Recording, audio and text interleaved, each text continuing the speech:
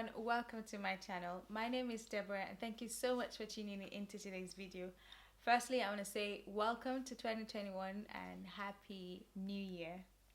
So, every year I do this all the time. I reflect on the previous year, look at things that I have learned in the year and just jot them down and, you know, talk about them and all that kind of stuff. So this year I'm going to be sharing my 2020 lessons with you guys here on YouTube. I have a list here on my phone and I'm just going to be reading them out for you guys. So without further ado, let's get started. You can get your glass of wine, a cup of tea. I've got mine here with me that I'm going to be sipping as we go along. So let's get started. So my very first point here is patience. And I've put in front of it, God's timing is not man's timing. In 2020, I had things that I planned to happen at a certain time, at a certain date, at a certain, hour of the day. And God was like, nah, okay. His timing was completely different. Did those things finally happen? Yes, they did. But not, in my own timing. And it got me thinking. We live in a society today where people want to tell you what time this should happen, what day this should occur. This child is already 1 year. It's supposed to be walking by now, all those kind of things. If God hasn't said yes to that situation, it's not going to happen. And we live in a society where, because of these things, everybody's unnecessarily pressurized for these things to happen because it hasn't happened at this time. Maybe something is wrong with me. Nothing is wrong with you. Okay? The timing. We work with a God of perfection. And He's not just going to do anything anyhow without it being perfect. So that wait situation, when He finally decides to do it, it's perfect. In 2020, things that I wanted to happen at a certain time, when they finally did, as some of them I'd even taken my mind of, okay, it's not even going to happen again, let's move on. But when it finally happened, it was perfect. It was beautiful. You could just tell that God took all the glory. So that's one thing I'm taking into 2021. I'm just going to let go and let God. Let God do what He wants to do with me, with my family, with any situation that I find myself in. And that needs patience. Okay. Waiting is a very hard hard thing to do, but if you have the grace and if you can wait, and if God has given you the grace to wait, then wait. And when it finally happens, you will have the cause to be grateful, to be thankful to one person, God. Okay, so the second thing is, life is a gift not to be taken for granted. For years, for me anyway, I've taken waking up from my bed for granted, opening my eyes in the morning for granted, even going to the toilet for granted. In this year, especially 2020, loads of people struggled with their life. Loads of people got to a point of, okay, is this my point of no return? Yes, some people were able to come out of it, some unfortunately didn't. And these are things that we should be grateful for. We should be thankful, that we are alive and counted among the living. It's not, some people are alive today. They can't go to the toilet by themselves.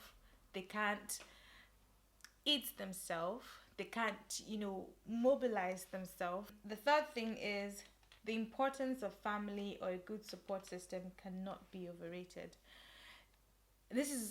Now, I come from a family where my parents are very strong on unity, very strong on family. When we want to eat, we have to eat together. When we want to cook, we have to cook together. When we're cleaning, we have to clean together. When we are watching a movie, everybody is we'll be on a double bed or king size bed, and dad and mom can be at the top while the rest of us have scattered ourselves on the same bed. And these are things that we don't, growing up, I thought, oh, it's a normal thing, yeah. But in 2020, I've realized that family is everything. Okay, family is, you can't overrate it. And so family is not in the sense of, oh, just blood. There are people, friends who have become even stronger than family. Yeah. So if you have people like that as well in your life, appreciate them. Like, be thankful for them. Be thankful for the people around you. No man is an island. We live in a world today where you don't know who to open up to. You don't know who to share your problems with because you don't know who to trust. Yeah? And for a long time, I've lived my life like that. Like, I don't know who I want to go and open up to. I don't know who I want to tell A or B or C or D. And in 2020, I've realized that it's not about sharing your secrets with anyone. It's about even giving people the opportunity, to even be around you and appreciate them around you. Okay? Be thankful for this person, that calls you randomly to just say, hey, I'm just checking up on you. Be thankful for B who just, oh, I cooked today. Do you want some? And God really, really put one or two people in my life this year and to make me realize, girl, you're not an island. Yes, I'm here for you. Yes, I'm going to be there for you. But sometimes I'm going to need to walk through Mr. A or Mrs. B or Miss C, to get through to you. The fourth thing is living a life of gratitude is key. This is also, but part of my previous point. Gratitude, thanksgiving, appreciation. I've learned in 2020, not that I didn't used to do this before, but I've learned to even be more appreciative of people. It's not, I don't have to, cook for someone and say, oh, do you want some? Yeah, but the fact that I've been thought of when someone was cooking their, favorite dish, you say, oh, Debbie, I want to give you this, or, Debbie, I saw this and I would like you to have this. That for me is something that I'm, going to be consciously appreciative of. And people are not obliged to do these things to you, but the fact that they choose to do that to you, yeah, it's worth being appreciative of. It's not just a thank you, oh, thank you, but like, be intentional about your gratitude. Okay. And with God as well, I remember growing up, I used to have a friend in my secondary school, and she would say sometimes when she wakes up in the morning, she would just say, God, thank you. She talks to him like a friend, and she just wakes up and just looks up at the ceiling and go, Father, thank you. My G, thanks for waking me up and that kind of thing. And these are things that I've started to incorporate in my life. It's not until I go on my knees. Yes, you need your quiet time. But sometimes, let's be honest with you, especially for some of us that are on this journey and we're trying to find a balance with these things. Sometimes I'm on a day shift, sometimes I'm a night shift. So I can't really have a particular, routine to say, okay, by 7 o'clock every day, I'm going to be having my quiet time. My quiet time could be any time, okay? And sometimes you're on the go. And so for me now, when I'm on the go and I remember one or two things, I'm like, God, thank you. Oh, Jesus, thank you. Oh, Father, Lord, thank you. Thank you for this. As it comes to my head, I'm saying it and being intentional about my thanksgiving, my gratitude. Okay, so number 5, love, unity, and kindness is very important. Still in the same theme. Showing love, showing kindness to people is very, very important. 2020, I became very intentional about kindness. Not that I've not been kind before, but I became more intentional. That's the word about it. A lot of people were in situations where they didn't even expect themselves to be at different points in their lives. And if I ever find myself in a situation where I could offer a hand, I would offer a hand. Before now, I probably wouldn't. I just say, she'll be alright. He'll be alright and all that kind of stuff. But now, no. If I see something, if it's laid in my heart as well to do something, I will, without even thinking, without even questioning. Yeah. So, number 6, growth and change is inevitable. This one, very strong. Change, growth, inevitable. Like, especially if you're someone like me who likes to learn a lot. If you're someone like me who believes there's something more out there for me, I can be a better person. I can be a better person than who I was yesterday. If I dressed like this today, I can dress a bit better tomorrow. If I talk like this today, I can improve, how I talk. I can improve all these things. So growth for me is something I'm constantly striving for. And change, embracing change. People change, okay? So yeah, they'll say people don't change. Somebody who has been living with a particular attitude cannot change. That's not what I'm talking about. But if someone has made up their mind that they want to change something about them, that change is going to happen. Yeah. Someone who has no discipline whatsoever in their eating, habits, and decide to be intentional about their eating habits, that's change occurring there. Doesn't have to be a big thing. Doesn't have to be, a huge thing. Change is inevitable. The world is changing. I mean, we've just experienced a global change. I don't think people would gladly, walk on the streets from the next year or two and just say hey and hug each other. We're not used to that anymore. That's a change that's happened without us even thinking about it. Yeah? So change is inevitable, and you should be welcoming to change. You should be ready to welcome change, welcome growth. And that's what I've learned in 2020, that whatever I find myself doing, whatever situation I find myself, I should be ready to embrace change, embrace growth, embrace, new challenges, you change a job, that's a change. A new work environment, that's a change that you need to, it's inevitable. You have to adapt to it. You have to find your way around it and find what works for you. Yeah, so change and growth is inevitable. Number 7, what you require to be what you require to be what you want is in you already. So to make this word easier is what I want to be, who I want to be, how I want to be that thing. It's in me already. All I need to do is look deep inside of me and put in the work to it. Yes, I can take some books, watch some videos online, learn one or two things to add to what I already have and what I already know. But who I want to be on earth, if I desire to be, the next best-selling author, in the world, it's inside of me. All I need to do is quit procrastinating, sit down and, put my thoughts into writing, put my, ideas into writing, and start working towards it. And the more I dig into that, the more I find more things about myself, and the more I get better. And by the time I'm done writing the book, I'm a better person than who I was when I started writing the book. Yeah? So, who I want to be is rooted deep inside of me. 8 is rest. Rest. This isn't a lesson, actually. This is a telling off for myself. 2020, I didn't rest. I'm not even going to lie. I did not rest. I was go, like constant moving. And in this year, 2021, I'm resting. Like, I am going to rest because you only live once, okay?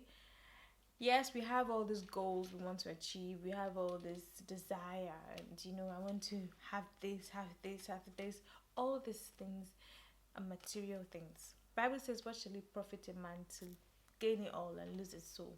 Yeah? Nah. And this also goes back to my first point. Yes, the world will tell you, by this age you should have done this. You've not bought a house. You should, if you have known, you should have bought house since now. Things.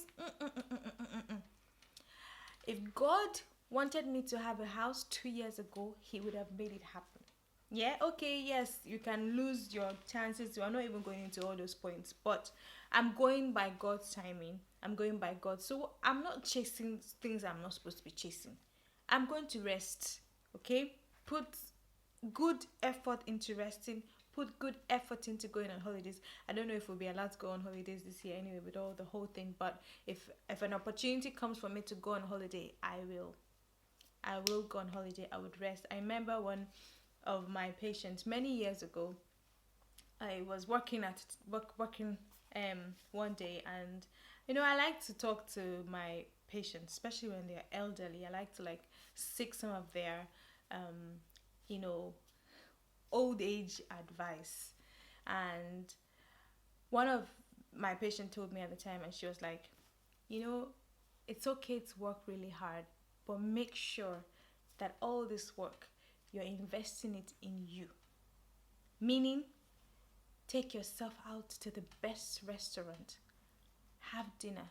They don't have to have it with. No one has to be with you. Take yourself out to one of the best restaurants. Take yourself to one of the best hotels. Lodge yourself there. Rest. Go to the best holidays. It doesn't have to be something, expensive. Just do something for you. Invest. If it's, oh, I want to get this amazing shoe. If that's what you want, invest in you. Okay.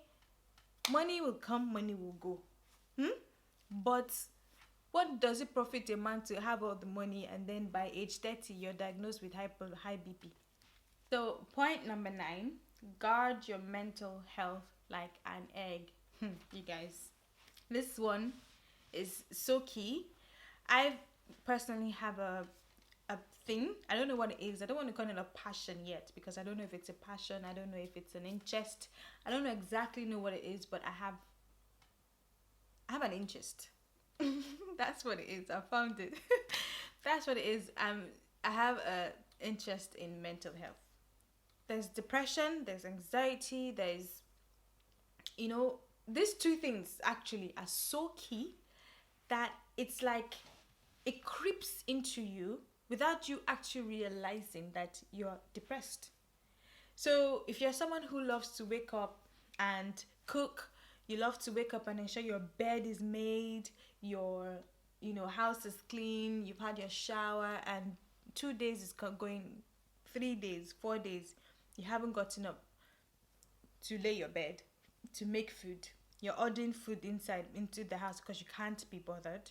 You are not interested in brushing your teeth or trying to look good, or even sometimes you just want to wake up, dress up, put on a very nice loungewear and just sit in your living room and watch TV. You're not interested in doing all of that. That's depression creeping in right there. Yeah, that's depression creeping in. And this year a lot of people have suffered depression without even realizing it. Anxiety is another ball game on its own. Unnecessary panic attacks, unnecessary heartaches, you start feeling your heart palpitating, different things like that. These are things that really creep into people without us realizing. Then number 10, learn to do whatever makes you happy despite what might be ahead of you. I'm sure this one came from my previous point. There were times in 2020 where there was no reason for me to be excited and be rejoicing. There's no reason, because everything around me was just sad, right? But I had to tell myself, whose report will I hear? Is it that of man or that of God? Yeah? So I decided personally to make myself happy, to if it's Starbucks drink that excites me, I will get up from my bed, put on my clothes, drive down to Starbucks, get myself a drink, and as soon as I take the first sip, you could just see, I'm happy. If it's the little things, if it's to go into the stores. In 2020, I did a lot of window shopping. I would just, on my days off, I would just get up, go to the store and start looking. Do I have the money to buy some of these things? No. But I would just go in and start looking. Like, it helps me. It's like a therapy for me. And I did that. And it helped. It helped with my mood. It helped with, me not feeling so down unnecessarily and so depressed. Yes. Not that I don't think I ever got to a point where I was officially depressed, but I think I was close to it. Learning a trade work, yeah? So in 2020, if you didn't know how to make your hair, if you didn't know how to cook, if you don't know what else, can you not know? If you don't know how to, if you're not used to fixing things in your house, if you don't know how to clean, or yeah, all these things, you're goofed though in 2020 because all the stores were closed. Hairstylist was closed.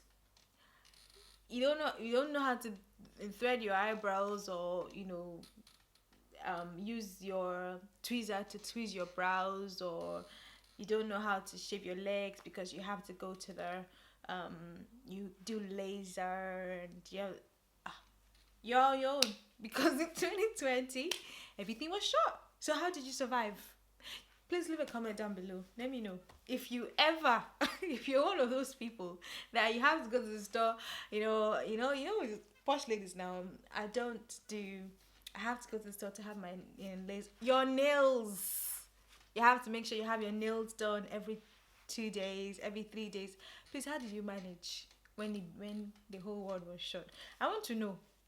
So in 2021, please, I'm sure a lot of people have actually learned to do some things for themselves at this point. But in 2021, please make sure you learn something. Try. Me, I make my wigs myself. Yes, my hair is natural and it's so full and can be really tiring when it's time to weave my own hair. But if I have to, I will do it myself. I can cook. I can paint my own nails. Especially sometimes this year when I really, really wanted to have my nails done. I went through this phase where I wanted to have my nails looking really nicely painted and all that kind of stuff. I went to the store, bought the things I needed, and I was doing it at home. Yeah? So, learn something. Okay? We're in this new decade. It's not about, oh, I get my nails done from the best system. It doesn't work like us. Tomorrow they close down. Tomorrow they will tell you the whole world is shutting down. What are you going to do about it? So learn something. In fact, this year, should I give you guys a secret of what I want to learn in 2021? I want to learn another language. French, le français.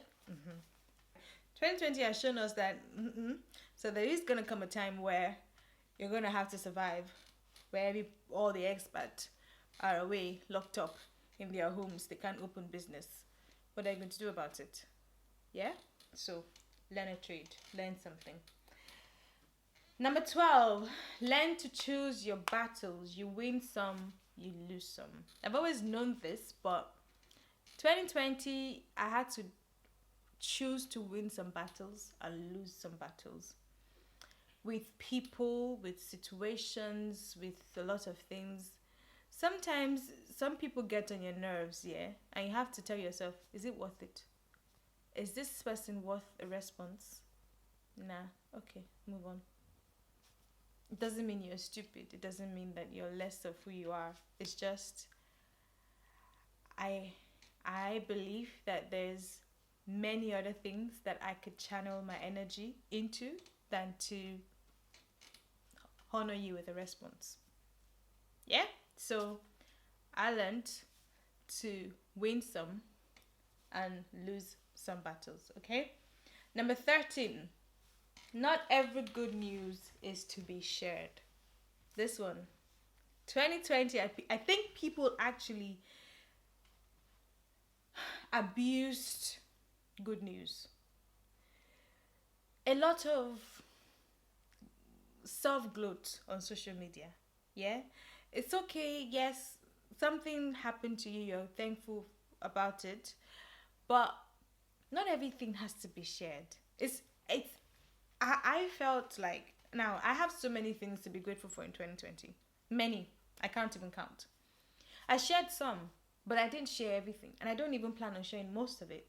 Why? Because I just think, this is my example of it.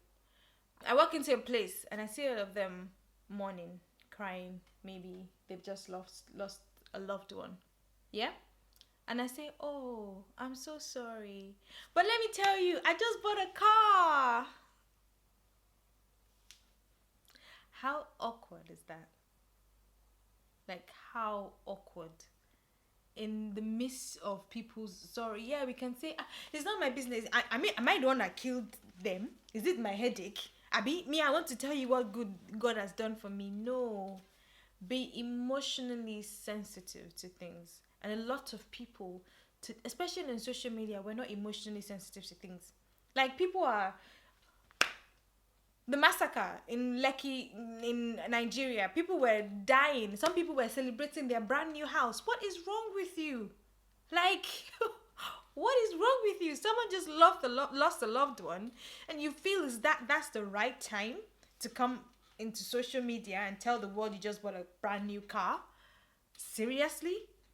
Like, seriously, the emotional intelligence of the world actually is so poor. I'm so sorry. I'm like going out on you guys and shouting. Please don't be angry. It's just, be emotionally sensitive to things, okay? Not every good news is to be shared. Yes, God has blessed you with that thing that you've been praying to God for. Do we need to know? We don't need to know. Keep it to yourself. Yeah? Keep it to yourself. It's not I'm not saying don't share your good news. Yes, sometimes some of these things you want to share, you want to thingy, but what is the aim? Are you doing it for self-growth? Are you doing it based on how many likes I'm going to get on social media about it? Or I mean, I had people will be calling their friends or whatever and say, I just bought a car. For what? Somebody, your friend called you to tell you how he lost his job. And then you think that's the right time to tell that friend, oh, I just bought a car. Seriously? Where's your emotional intelligence? Why are you so poor in your emotional thinking, your emotional sensitiveness? How is it said? Like, nah, let's not, 2021, please, let's not do that. Let's not take it to that level, okay? Be sensitive to things. Be sensitive to your environment. Don't just, okay, I plan to post this thing on the 10th. What's going on in the world? Like, and a lot of people were called out for these things actually on social media this year. It felt like you can't even post anything. They are coming for you, especially on Twitter. I'm not on Twitter. I don't even plan to be on Twitter for the next, because my heart, my chest cannot. Sure, you get. But like, be sensitive. Don't just go out there and share your good news. It's awkward. It just makes you appear as a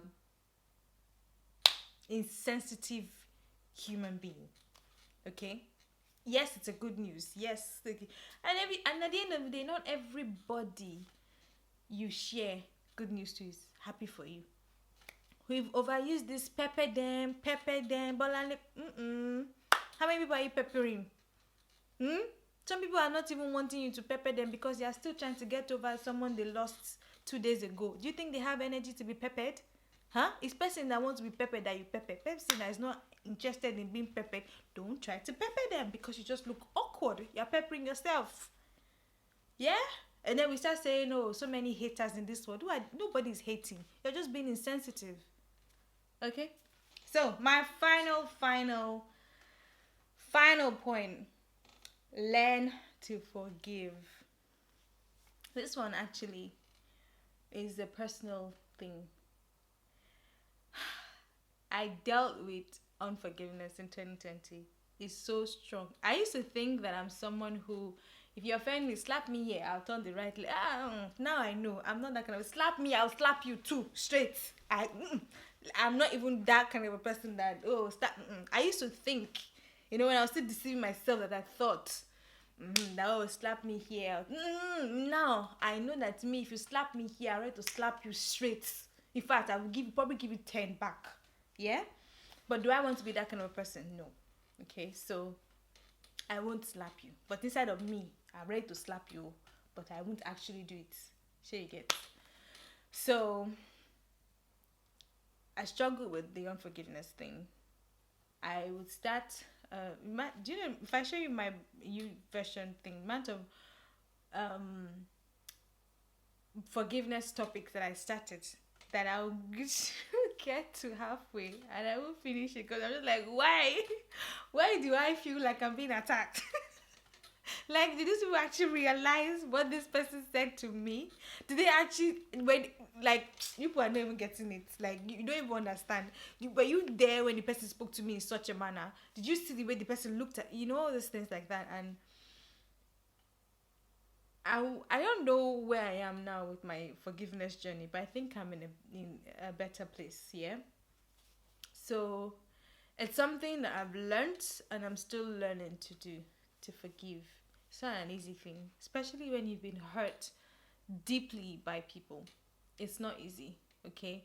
And forgiveness is another level of maturity that you need to attain.